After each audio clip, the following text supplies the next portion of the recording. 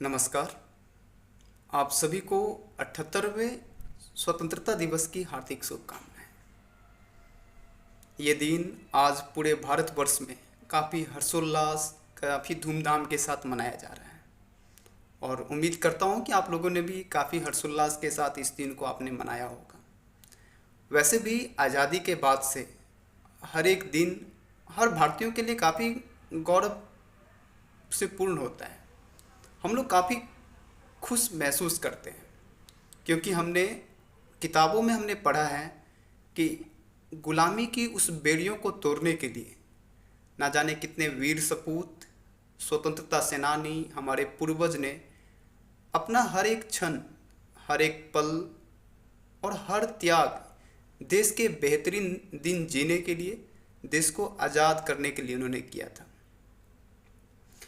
आज इस वीडियो को बनाने का मुख्य वजह यह है कि कभी कभी कुछ लोगों के द्वारा ये ऐसा देखने को मिलता है कि उन्हें आज़ादी की कीमत पता नहीं होती है। उन्हें ये नहीं पता होता है कि आज़ादी कितने जद्दोजहद के साथ मिली थी। उन्हें ये नहीं पता होता है कि एक भारतीय होने का जो गौरव है कुछ लोगों को ही मिलता है और आपको मिला है। नमस्कार, मैं हूँ सिद्धार्थ और आप देख रहे हैं सिमू की पॉइंट। आपको पता होगा कि इस आज़ादी को दिलाने के लिए ना जाने कितने लोग आए थे। कुछ ऐसे वीर सपूत जैसे महाराष्ट्र की रानी लक्ष्मीबाई हो गई, बाल गंगाधर तिलक हो गए, भगत सिंह हो गए, महात्मा गांधी हो गए और न जाने कितने वीर सपूत। उन्हें अपने शब्दों से उनकी संकल्प, उनके त्याग को हम लोग बयां नहीं कर सकते हैं, लेकिन उनकी जद्दोजहद वाली लाइफ, उनके हर एक पल क्षण जो देश के लिए बलिदान दिया गया था, क्या सच में हम लोग उनके सपनों को, उनके आकांक्षाओं को पूरा करने के लिए सक्षम हैं? क्या कुछ भारतीयों के द्वारा जिस प्रकार के कृत्य किए जा रहे हैं, क्या उन्हें उनके आत्माओं को शांति दिलाती होगी? बहुत ही गंभीर बातें करने वाला हूँ, तो वीडियो को ध्यान से सुनिएगा। अगर भारत, सबसे पहले ये जानने की कोशिश करते हैं कि एक भारतीय होने पर हमें गर्व महसूस क्यों करना चाहिए। अगर अभी के हालात को देखें, भारत के पड़ोसी देश, चाहे वो पाकिस्तान हो जो आर्थिक मंदी के साथ गुजर रहा हो, बांग्लादेश में आपने देखा किस तरह की राजनीतिक उथल पुथल है, श्रीलंका जहाँ पर आर्थिक मंदी की दौड़ थी, या भारत के जो भी पड़ोसी देश हैं, अफ़गानिस्तान में भी जो भी हुआ वो अमानवीय था। वो एक वैश्विक जो होते हैं ना स्टेबिलिटी, उनके लिए सही नहीं था। तब भी उस परिस्थिति में भी अगर हम भारतीय एक सुकून की नींद ले रहे हैं, एक आज़ादी के दिन जी रहे हैं, तो ये आपको ये महसूस नहीं कराता है कि हम भारतीय थोड़े से अलग हैं और हम भारतीय एक भाग्यशाली भी हैं जहाँ पर किसी भी प्रकार की वैश्विक राजनीतिक कोई भी चीज़ें की जाती हैं उसका कोई असर नहीं हो रहा है। पूरे देश दुनिया सब ने कोविड की महामारी झेली, कई तरह के यातनाएं को झेले, बट भारत के अंदर कहीं ना कहीं लोगों के अंदर अभी भी एक ईज ऑफ लिविंग है, एक लोगों के अंदर एक सुकून है जो उनके जीवन शैली में दिख रही है। लेकिन कभी कभी हम इन सारी चीज़ों को भूल जाते हैं। हमें ये लगता है कि अभी भी भारत आज़ाद नहीं हुआ है। उन्हें ये लगता है कि अभी भी उन्हें आज़ादी नहीं मिली है, या उन्हें ये लगता है कि भारत तो आज़ाद हुआ है बट उनकी जो राइट्स हैं वो उनको मिल नहीं पा रहा है।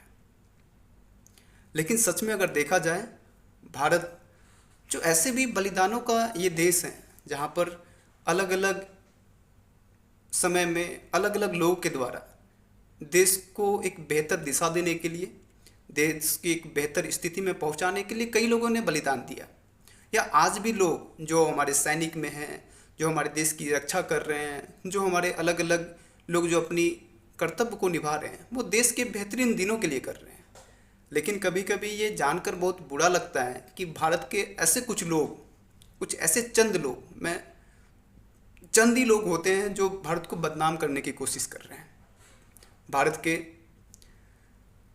ऐसे संसाधनों का प्रयोग कर कर भारत में अपनी प्रारंभिक शिक्षा लेते हैं, विदेश जाते हैं, विदेश में भारत के खिलाफ बोलते हैं, विदेश जाते हैं, विदेश में तिरंगा का अपमान करते हैं, विदेश जाते हैं, विदेश में भारत के एक अनस्टेबिलिटी के लिए, भारत को तितर बितर करने के लिए एक षड्यंत्र रचते हैं। उन षड्यंत्र को रचने में भले ही वो असफल नहीं होते हैं, लेकिन उनके खिलाफ जो चल रहा है, जो भारत के खिलाफ उनके द्वारा रची जा रही साजिश से कहीं ना कहीं हर एक भारतीय को दुख पहुंचता है, और उन स्वतंत्रता सेनानियों को दुख पहुंचता है जिन्होंने देश के बेहतरीन दिनों के लिए उन्होंने सब कुछ त्याग दिया था। मैं जिस बातों को बोल रहा हूँ आप समझ पा रहे होंगे कि मैं किन लोगों के लिए बोल रहा हूँ और यहाँ कहाँ पर भारत के खिलाफ षड्यंत्र रची जा रही है। इसके साथ साथ ये भी हमें बहुत समझना जरूरी है कि आज़ादी कितनी कीमती है। जब कोई एक युवा देश की आज़ादी के लिए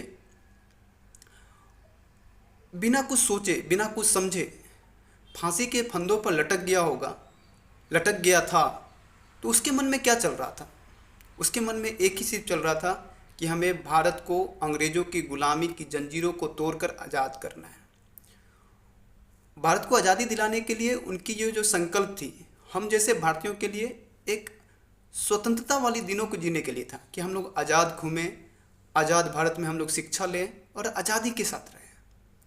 लेकिन कभी कभी भारत के अंदर ही कुछ ऐसे लोग हैं, मैं किसी जाति, किसी का धर्म को लेकर नहीं बोल रहा हूँ, मैं किसी भी व्यक्ति विशेष को नहीं बोल रहा हूँ, लेकिन आपको नहीं लगता है कि भारत के अंदर कुछ ऐसे लोग हैं जो भारत के खिलाफ ही काम कर रहे हैं? कुछ ऐसे लोगों के बारे में मैंने बात किया जो विदेश में जाकर भारत के खिलाफ षड्यंत्र रच रहे हैं, बट कुछ ऐसे भी लोग हैं जो भारत में रहकर ही भारत के खिलाफ काम कर रहे हैं। कुछ ऐसे भी लोग जो मानवता को शर्मसार कर रहे हैं, चाहे वो पश्चिम बंगाल की घटना हो या कहीं की भी घटना हो। जब इसी देश में कुछ ऐसे मुद्दों को राजनीतिक रंग देते हुए हम लोग बढ़ चढ़ कर लोगों के बीच दिखाते हैं, चाहे वो पिछले दिनों हुए भारत में कई तरह के ऐसे जो प्रोटेस्ट थे, उनकी मांग वाजिब थी या नहीं थी अलग बात है, लेकिन उस मांग को रखने के दौरान उनके द्वारा जिस प्रकार की बातें कही गई, जिस प्रकार देश को तोड़ने की जो स्वर एक साथ जुट रहे थे, वो देश के लिए बिल्कुल भी अच्छा नहीं है। मैं किसी भी पेशा, किसी भी लोगों के खिलाफ नहीं हूँ, बट उन लोगों के खिलाफ हमेशा हूँ जो भारत के खिलाफ बोलते हैं। भारत के सरकार के द्वारा, केंद्र सरकार के द्वारा कुछ ऐसे प्रोग्राम्स लॉन्च किए जा रहे हैं या किए गए, हो सकता है लोगों के बीच में विरोधाभास हो, लेकिन उस विरोधाभास के खिलाफ अपना कुछ भी बातें जताने के लिए आपको देश के खिलाफ नहीं बोलना है।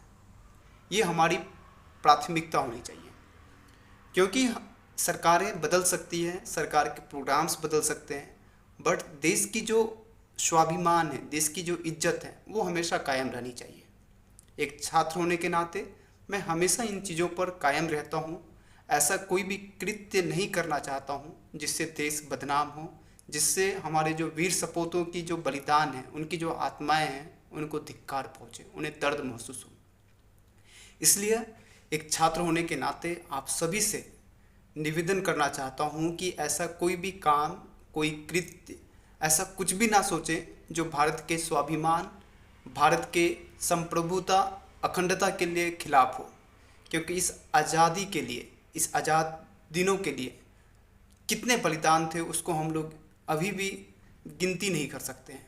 उनके आत्माओं को शांति के लिए हमेशा, भारत के लिए हमेशा कुछ पॉजिटिव सोचें, पॉजिटिव करें, लोगों के बीच पॉजिटिविटी बढ़ाएं। सरकार के खिलाफ बोलना हो, सरकार के खिलाफ कुछ भी विरोधाभास हो, तो उसे शांतिपूर्ण तरीके से हमें रखना चाहिए।